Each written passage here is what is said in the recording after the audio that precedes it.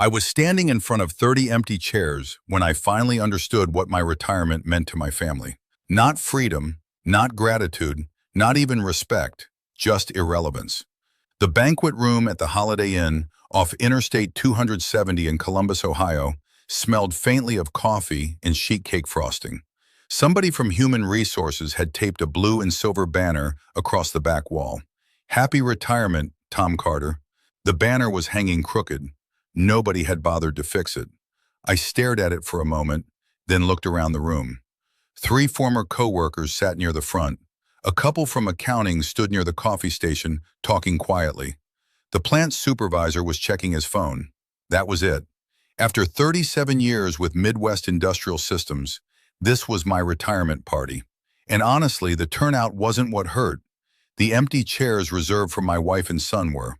My son Kyle had promised he'd try to stop by. My wife Deborah, everyone called her Debbie, hadn't even pretended. 3 nights earlier, I'd handed her the invitation while she sat at the kitchen table scrolling through Facebook. She glanced at it, then set it down. "I'm not wasting my time at some loser's retirement party." Just like that, no hesitation, no apology, nothing. I remember standing there holding my coffee mug, waiting for her to laugh and say she was kidding. She didn't. Then Kyle walked in from the garage. Debbie showed him the invitation. He read it, smirked, and handed it back.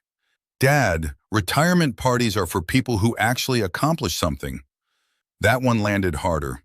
Maybe because it came from my son. Maybe because I spent most of my adult life believing everything I did was for him. I didn't argue. At 62 years old, you learn some fights aren't worth having. But the words stayed with me. Even now, standing in that banquet room, I could hear them. The plant supervisor tapped his glass. "Tom?" I looked up. Everybody was waiting. I forced a smile. "Sorry," I said, "just thinking." The supervisor chuckled. "Well, don't think too hard. Retirement might scare us all." A few people laughed. I laughed too. That's what you do. You laugh when you're hurt because explaining it would take too long. The speeches started. People told stories about old projects, night shifts, equipment failures, snowstorms. One guy reminded everyone about the time I drove through a blizzard to get a critical system running. Another talked about how I trained nearly every technician who came through the plant during the last 20 years. The stories were nice, but I kept glancing toward the door, just in case. Nobody came. After the speeches, people started eating cake. I stood near the window overlooking the parking lot. The sun was beginning to set. Traffic crawled along the highway. That's when I saw Martin Briggs walk in. I hadn't expected him. Martin and I had been friends since 1991. Tall guy, silver hair, still carried himself like an athlete despite being in his late 60s. He spotted me immediately. "Took me 10 minutes to find this place," he said. "Holiday Inns all look the same." I laughed. For the first time all evening, the laugh felt genuine. "Good to see you, Martin." He handed me a small box. Nothing fancy, just a watch. Inside was a simple, engraved message. "Time to start living." I swallowed hard. "Thank you." He nodded. Then his eyes drifted toward the empty chairs. He understood immediately. He always did. We sat together after most people left. The room grew quieter. Someone stacked unused plates. A hotel employee vacuumed near the entrance. Martin looked around. Then he leaned back. "After all these years," he said quietly, "you still sure you want to keep hiding?" There it was. The question. The one he'd been asking for years. I stared at the half-eaten cake. The answer wasn't simple. Part of me wanted to tell Debbie everything. Part of me wanted Kyle to know. Part of me wanted everybody to know. But another part couldn't let go of something I'd believed for decades. If people only respected me because of money, then what exactly were they respecting? The money, not me. I shook my head. "Not yet." Martin studied me. "You always were stubborn." "That's one word for it." He smiled. "There's another." We both laughed. Then the smile faded. "Tom," he said, "sooner or later they're going to show you exactly who they are." I didn't answer, because deep down I already knew. The problem was I didn't want to admit it. By 7:30 the party was over. A few coworkers shook my hand. Several promised to stay in touch. Most wouldn't. That's how retirement works. People move on. Life keeps going. Nobody means any harm. It's just reality. I loaded the gifts into my truck and started the drive home. Rain had started falling. Not a storm, just a steady drizzle. The kind Ohio gets in early October. The windshield wipers moved back and forth. I drove through neighborhoods I'd known for decades. Past schools, past churches, past restaurants where we'd celebrated birthdays. The whole drive felt strange, like I was leaving behind a version of myself. When I finally pulled into the driveway, Debbie's car was gone. The porch light was off. The house was dark. I sat there with the engine running.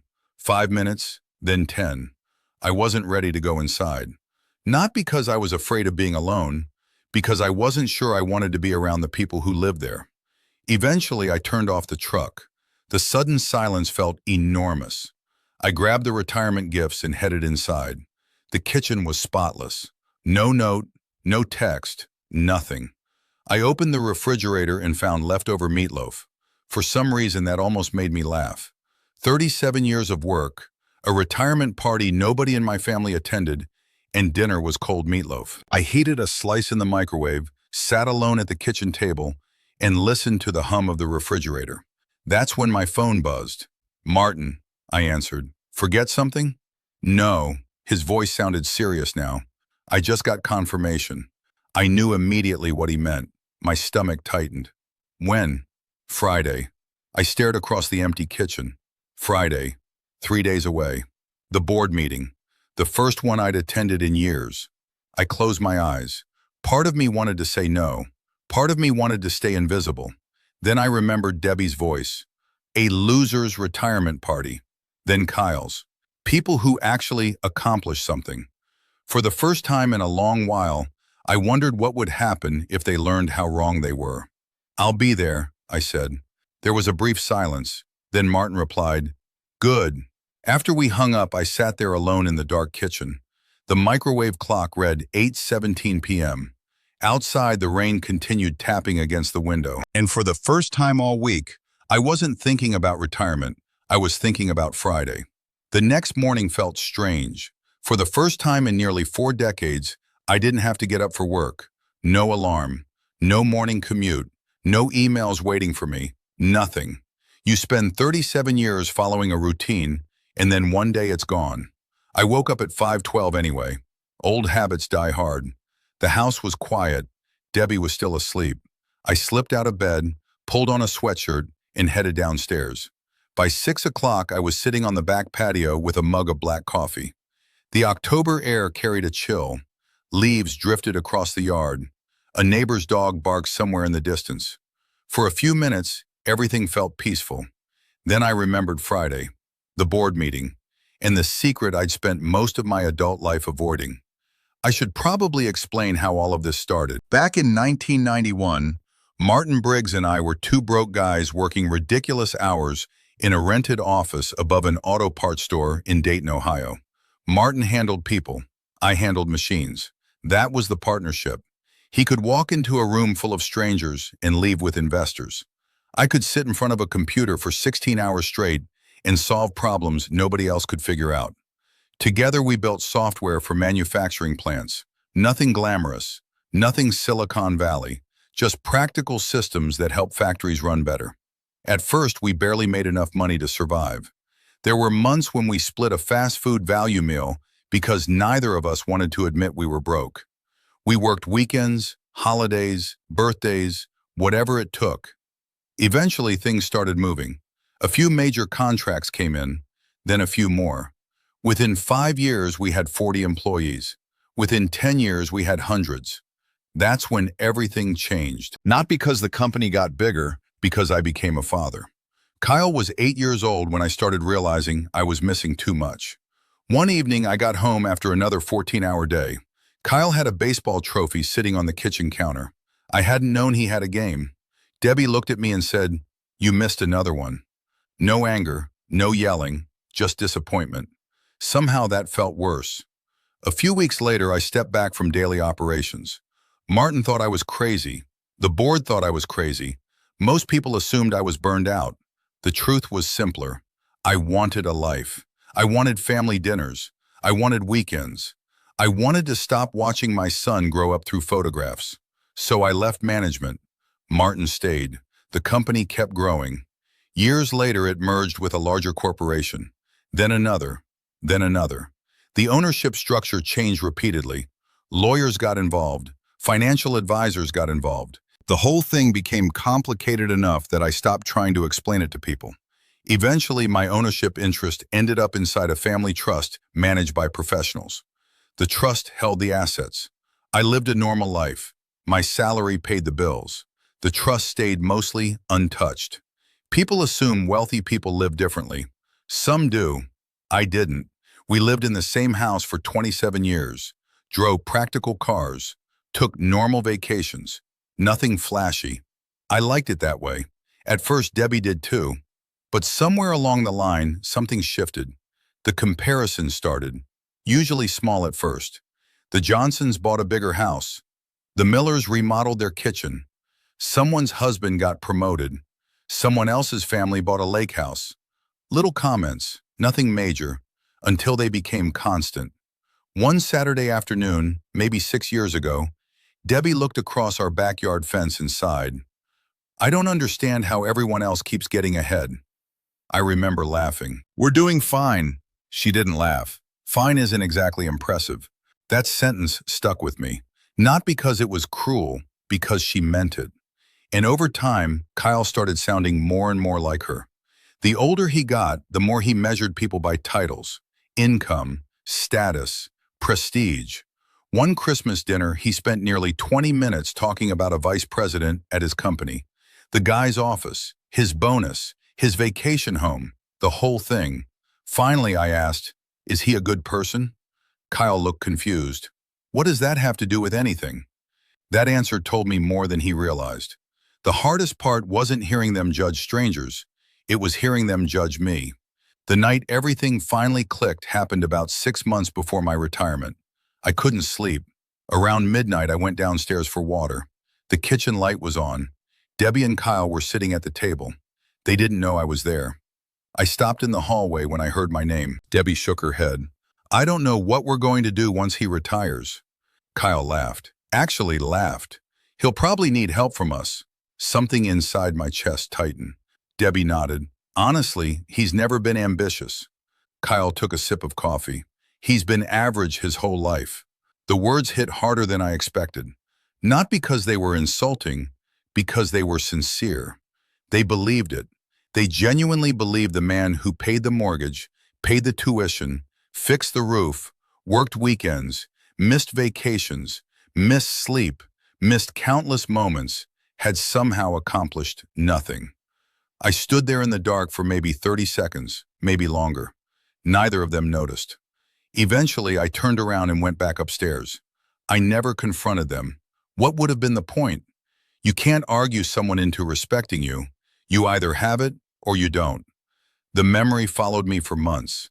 Then retirement arrived. Then the party. Then the empty chairs. And now, Friday was approaching. Around 11 o'clock that morning, my phone rang. "Martin." I answered immediately. "You having second thoughts?" "A few." He laughed. "Only a few?" "Maybe more than a few." There was a pause. Then his voice softened. "You know this isn't revenge, right?" I looked out across the backyard. The leaves were still falling. "I'm not sure what it is. I think it's reality catching up." That sounded nice, but I wasn't convinced. Because part of me knew there was a small, ugly corner inside my heart that wanted Kyle to be shocked. Wanted Debbie to realize she'd been wrong. Wanted them both to feel even a fraction of what I'd felt. And that bothered me. I wasn't proud of it. I wasn't supposed to be that guy. For most of my life, I'd been the person who kept the peace, the reliable one, the steady one, the guy who swallowed hurt and moved on. Now, for the first time, I wasn't sure I wanted to. Friday morning was getting closer, and whether I liked it or not, everything was about to change. Friday morning arrived faster than I expected. I barely slept the night before. Every time I closed my eyes, I kept replaying the same questions. Was I doing the right thing? Would this accomplish anything? Would it help my family or destroy what little was left of it? At 4:30 in the morning, I gave up on sleep. By 6, I was sitting at the kitchen counter drinking coffee. The house was quiet. Debbie was still asleep upstairs. For a moment, I considered telling her where I was going. Not because she needed to know, because I wanted one last chance for honesty. But then I remembered the retirement party, the empty chairs, the words. I finished my coffee and said nothing. At 8:30, I pulled into the parking garage of a glass office tower downtown. The building stood 20 stories above High Street. I hadn't been there in years. The last time I'd walked through those doors, my hair was darker and my knees hurt a lot less. I sat in the truck for a minute. My hands were sweating, which felt ridiculous. I wasn't some nervous kid heading into a job interview. I was 62 years old, retired, a grandfather-aged man sitting alone in a parking garage. And yet my stomach felt like it did before high school football games. Eventually, I grabbed my jacket and headed inside. The lobby looked exactly the same. Polished stone floors, security desk, huge windows, people walking quickly while staring at phones. Nobody recognized me. I preferred it that way. The receptionist smiled. "Good morning, Mr. Carter." That still felt strange. Most people in my daily life just call me Tom. I took the elevator to the 18th floor. The boardroom was already open. Martin stood near the windows talking with two attorneys. When he saw me, he smiled. "You came?" "Barely," he laughed. "I'll take it." The room itself was impressive. Long walnut table, leather chairs, floor-to-ceiling windows overlooking Columbus. On a clear day, you could see for miles. Today, the sky was gray, typical Ohio. A few board members arrived, then more executives. Everyone greeted me politely. Some remembered me from years ago. Others only knew my name. The whole thing felt uncomfortable. I had spent most of my life avoiding rooms like this. Martin loved boardrooms. I preferred machine shops. A little before 10 o'clock, the meeting began. People discussed quarterly numbers, contract negotiations, forecasts, the usual business topics. I listened quietly. Then the doors opened and Kyle walked in. My heart immediately started pounding, not because I hadn't seen him recently, because I knew what was about to happen. He entered with 3 colleagues from his company, confident, relaxed, carrying a leather portfolio, the same way he'd walked into hundreds of meetings before. For a second, he didn't even notice me. His attention was focused on the executives waiting near the screen. Then his eyes drifted toward the table, toward me. He frowned slightly, not recognition, just confusion, like he couldn't understand why someone who looked familiar was sitting there. Then he moved on. The meeting continued. For another minute or two, nothing happened. And honestly, part of me hoped it would stay that way. Maybe we'd finish, maybe he'd leave. Maybe I could avoid the whole thing. Then the CEO stood. "Before we begin the contract presentation," he said, "I'd like to acknowledge someone we don't see often enough." I immediately knew where this was going. Kyle didn't. The CEO turned toward me. "Mr. Thomas Carter has been one of the company's longest-standing individual shareholders for more than 10 decades." The room politely applauded. Not loudly, just enough. But Kyle wasn't clapping. He was staring. The confusion disappeared, replaced by something else. Disbelief. The CEO continued. "Many of the opportunities this organization enjoys today trace back to work Mr. Carter helped start years ago." More applause. I nodded politely, trying not to look at Kyle, failing completely, because when I finally glanced toward him, his face had gone completely pale. The expression wasn't dramatic. It wasn't movie-style shock. It was worse. It looked like someone had suddenly realized they misunderstood something important about the world. He looked at me, then Martin, then the CEO, then back at me, as if searching for an explanation. I didn't offer one. What could I possibly say? The presentation started. Kyle stood and walked toward the screen. Normally, he was excellent in front of groups. I'd seen videos. He was polished, confident, smooth. Today was different. He stumbled over the opening, recovered, lost his place again, recovered again. Nobody mocked him, nobody embarrassed him, but everyone noticed. At one point, he accidentally skipped 2 pages of his presentation. One of his coworkers quietly pointed it out. Kyle apologized. His hands were shaking slightly. I noticed because mine were too. The whole thing lasted about 40 minutes. Longest 40 minutes of my life. Part of me felt satisfied. Another part felt terrible, because no matter what had happened between us, I still remembered teaching him to ride a bicycle. I still remembered helping with math homework. I still remembered carrying him on my shoulders at baseball games. Watching your child struggle never feels good, even when they've hurt you. The meeting eventually ended. People shook hands. Business continued. Life moved on, just like it always does. Kyle started walking toward me. I could see it coming. The questions, the explanations, the apologies, or maybe the anger. I honestly didn't know. And suddenly I realized I wasn't ready. Not yet. So before he could reach me, I stood, grabbed my coat and headed toward the elevator. I heard him call my name once. "Hey, Dad." I kept walking, not out of cruelty, because I needed time. The elevator doors closed. For the first time all day, I was alone. By the time I reached the parking garage, my phone had already started vibrating. "Kyle." I let it ring. A minute later again, then Debbie, then Kyle, then Debbie, one after another. I sat inside my truck and watched the screen light up repeatedly. The phone finally stopped, for maybe 30 seconds, then started again. I drove around Columbus for nearly 2 hours that afternoon. No destination, just driving. Past old neighborhoods, past the Little League field where Kyle used to play, past restaurants we'd visited as a family. Trying to sort through everything I was feeling. The satisfaction, the sadness, the anger, the guilt. By the time I got home, I had 20 missed calls and 3 voicemails. I didn't listen to any of them. That evening, while the sun disappeared behind the trees, my phone started ringing again. And this time, I knew things would never be the same. I made it exactly 43 minutes before answering my phone. Not because I wanted to, because Kyle showed up at my front door. I was sitting on the back patio watching the sunset when the doorbell rang. I already knew who it was. Some instincts never leave you. I opened the door and found him standing there. No briefcase, no confident smile, no polished executive act. Just Kyle, my son. And for the first time in years, he looked unsure of himself. "Dad." I nodded. "Kyle." Neither of us spoke for a few seconds. Finally, he looked down at the porch floor. "What the hell happened today?" Not exactly an apology, but at least it was honest. I stepped aside. "Come in."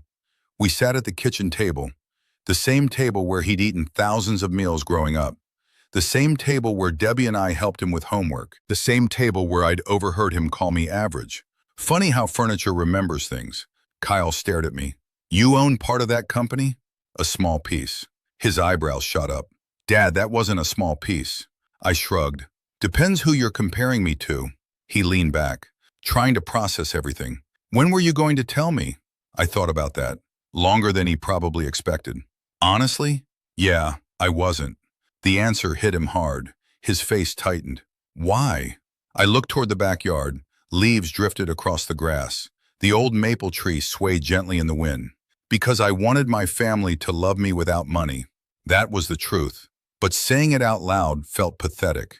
So I chose simpler words. I didn't think it mattered. Kyle laughed once. A short, bitter laugh. Apparently, it mattered. Neither of us said anything after that. Eventually, he stood. "Dad, Mom wants to talk."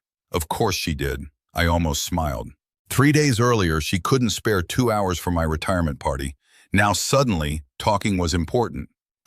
"When?" "Sunday." I looked at him. "You setting up an intervention?" His shoulders slumped. "No." A pause. "Then I think we're trying to fix this." The wording caught my attention. Trying, not succeeding. Trying. I appreciated that, because it was honest. Sunday arrived cold and gray, classic Ohio weather, the kind that makes everything look slightly tired. At 2 o'clock, I pulled into the driveway. Debbie was already waiting, standing near the front window, watching for my truck. That alone told me how nervous she was. Normally, she'd never admit it. The moment I stepped inside, I felt the tension. Nobody raised their voice. Nobody argued. The silence was doing all the work. Kyle sat at the dining room table. Debbie sat across from him. An empty chair waited for me. I took it. For a few seconds, nobody spoke. Then Kyle cleared his throat. "Dad, I'm sorry." There it was, the first apology. Direct, simple, Not perfect, but real. I nodded. Okay. He looked surprised. Maybe he expected a speech. Maybe he expected anger. I didn't have the energy for either. Then Debbie leaned forward. Her eyes were red. Either she'd been crying or wanted us to think she had. I couldn't tell. Tom, she said softly, I'm sorry too. Another silence, longer this time. Finally she continued, we never knew. There it was, the first crack. Not we didn't appreciate you, not we treated you badly. We never knew. I felt something inside me sink because suddenly I knew exactly where this conversation was headed. And unfortunately, I was right. The next 30 minutes sounded less like a family discussion and more like a financial consultation. Questions started appearing one after another about the trust, about the company, about investments, about ownership, about retirement income, about future plans. Kyle tried to hide it. Debbie didn't. And with every question, the truth became clearer. The problem wasn't that they had discovered my value. The problem was that they had discovered my value wasn't what they assumed.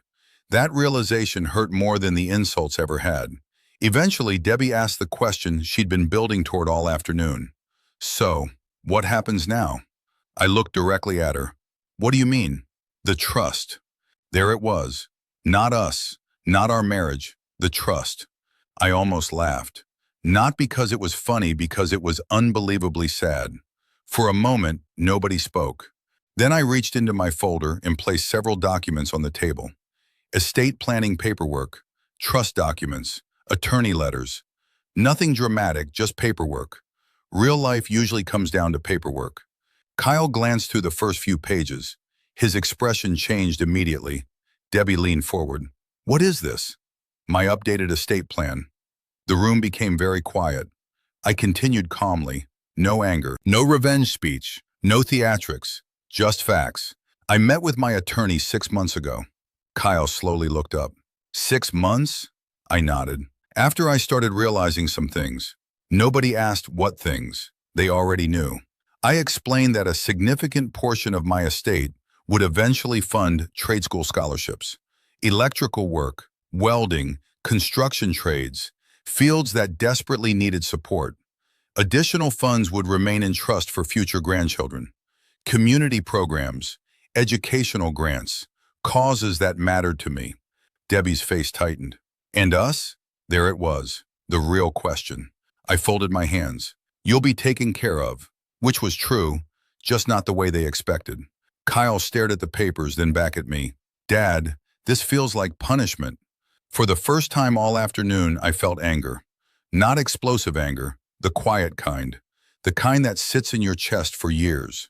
I looked at my son, really looked at him, and suddenly I saw the little boy he used to be. The teenager, the young man, the executive, all at once. Then I said the sentence I'd been carrying around for months. For 37 years, I thought I was building a family. Nobody moved. Nobody interrupted. I took a breath. Turns out I was mostly paying bills. The words landed hard. Debbie lowered her eyes. Kyle looked away. Neither argued because neither could. A full minute passed before I spoke again. I'm not punishing you. I paused. I'm finally believing you. The room went completely silent. Not television silence, not movie silence. Real silence. The kind that happens when everyone knows the conversation is over. A few moments later I stood. Nobody tried to stop me. Nobody knew how. I picked up my folder, walked toward the door, and for the first time in a very long time, I left that house feeling lighter than when I entered. For a while I thought walking away from that dining room would feel like victory. It didn't. Not exactly. Don't get me wrong, part of me felt relieved. For the first time in years, I wasn't carrying around the burden of pretending everything was fine. The truth was finally out. Nobody could put it back in the box. But relief and happiness aren't the same thing. I learned that the hard way. The first few months after that conversation were rough, much rougher than I expected. People love stories where revenge fixes everything. Real life doesn't work like that. In real life, even justified decisions can hurt, especially when family is involved. Debbie and I stopped pretending. The marriage had been drifting for years. What happened after my retirement simply exposed problems we'd both been ignoring. Some couples survived that. We didn't. There was no dramatic divorce battle, no screaming, no courtroom showdown. Just two tired people slowly admitting that the marriage they once had no longer existed. By spring, Debbie moved into a condominium across town. The process was surprisingly civil, painful, but civil. We divided things fairly. The attorney handled most of it. The house stayed with me. The trust remained untouched. Life moved forward, at least on paper. Emotionally, it took longer. There were nights I sat alone in the living room, wondering whether I'd done the right thing. The silence could be brutal. For decades, there had always been someone else in the house, a television running, a conversation happening somewhere, footsteps upstairs. Now there was nothing, just the refrigerator humming in the kitchen and an old grandfather clock ticking in the hallway. Some evenings I found myself questioning everything. Maybe I should have spoken years earlier. Maybe I should have confronted Kyle when I overheard him in the kitchen. Maybe I should have told Debbie the truth from the beginning. The questions never seemed to end. Eventually, I started seeing a therapist. That was another first for me. Men my age don't always talk about therapy, at least not openly. But it helped, more than I expected. Dr. Keller had an office near Upper Arlington. Every other Tuesday, I'd sit in a leather chair and spend an hour talking about things I'd spent years avoiding. Resentment, disappointment, pride, loneliness. Sometimes I'd leave feeling better, sometimes worse. But at least I was honest, and honesty was becoming important to me. Around the same time, Martin dragged me into a mentoring program for young business owners. At first, I resisted. Retirement was supposed to mean slowing down, not taking on new responsibilities. Martin ignored my objections, as usual. 3 months later, I was meeting with startup founders twice a week. Most of them were younger than Kyle, some by 20 years. They reminded me of myself, excited, overworked, convinced success would solve every problem. One afternoon, a young guy asked me a question. "What was the smartest business decision you ever made?" I thought about it. He expected some brilliant investment strategy, some negotiation tactic, some secret formula. Instead, I told him, walking away. He looked confused, so I explained. The hardest decision I'd ever made wasn't building a company. It was stepping back and choosing family, even if that decision didn't work out the way I'd hoped. I still didn't regret it because the alternative would have been missing even more of Kyle's childhood, and I couldn't imagine living with that. The scholarship program started later that summer. That part felt especially meaningful. For years, I'd watched skilled trades get overlooked. Electricians, welders, carpenter, plumbers, the people who actually keep communities running. So we created scholarships through the trust. Nothing flashy, just practical support for students entering trade schools across Ohio.